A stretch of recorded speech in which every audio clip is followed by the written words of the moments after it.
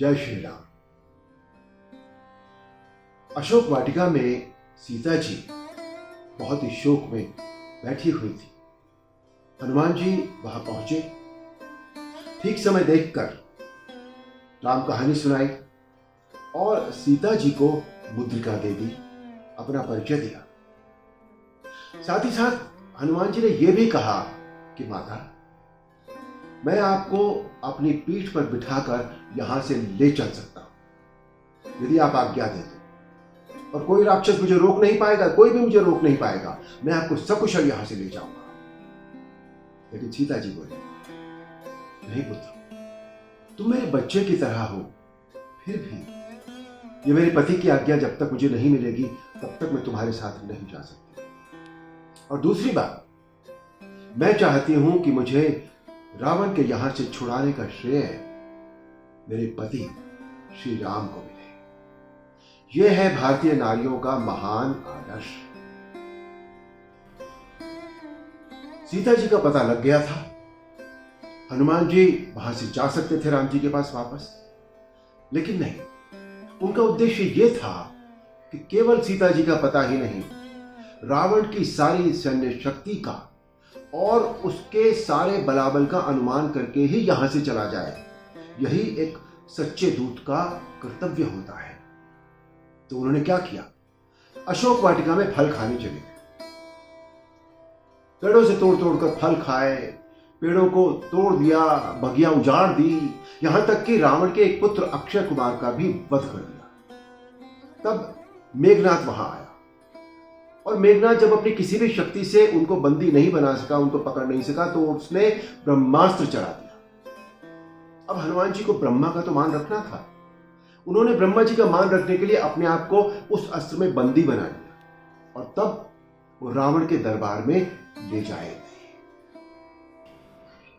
इस प्रसंग से हमें सीखना चाहिए कि स्वामी का कोई भी कार्य जो उन्होंने हमें बताया है, उसमें हमें अपना बुद्धि और विवेक भी प्रयोग में लाना चाहिए। जितना कहा गया है केवल उतना ही करना काफी नहीं होता। सामरिक दृष्टि से भी, अर्थात युद्ध नीति की दृष्टि से भी रामायण का यह प्रसंग बहुत ही महत्वपूर्ण है। आज की भाषा में जिन्हें हम जासूस कहते हैं, उन्हें यह प्रसंग बहुत ध्यान से देखना चाहिए। उनके लिए यह बहुत ही शिक्षाप्रद है। अपनी रक्षा के लिए शत्रु पर प्रहार करना सर्वथा उचित है। शास्त्रों ने भी इसे उचित कहा है, और रामायण भी इसी बात का समर्थन करते हैं। रावण के दरबार में हनुमान जी ने भी रावण को यही कहा कि जिन मोहि मारा ते मैं मारे, तेहु पर बांधे उस तनय तुम्हारे। अर्थात जिन्होंने मुझे मारा था, मैंने उन्हीं को मारा है, और इस पर भी आपके पुत्र ने मुझे बंदी बना लिया। रावण के दरबार में हनुमान जी ने रावण को यह भी समझाया कि रावण, तुम्हारे पास इतनी सारी शक्तियां हैं, इनका सदुपयोग करो।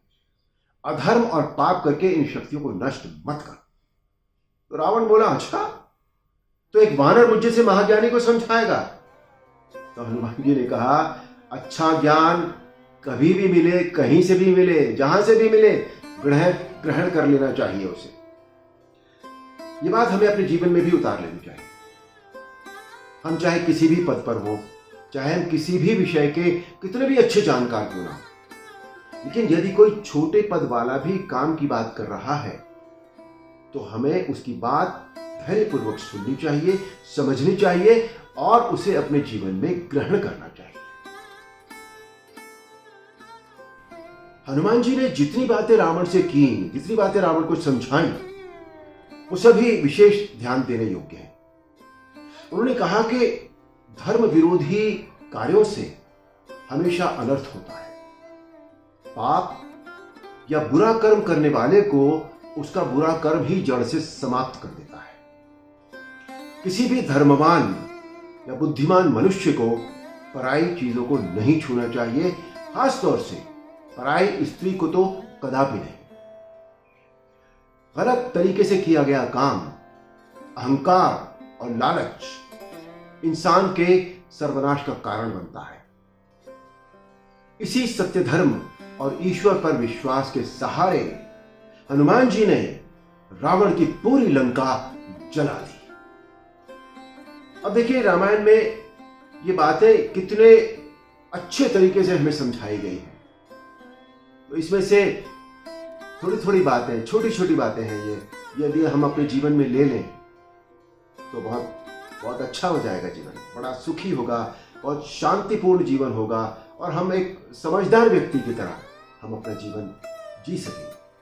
आप सबको बहुत बहुत शुभकामनाएं इसके लिए। जय श्री राम।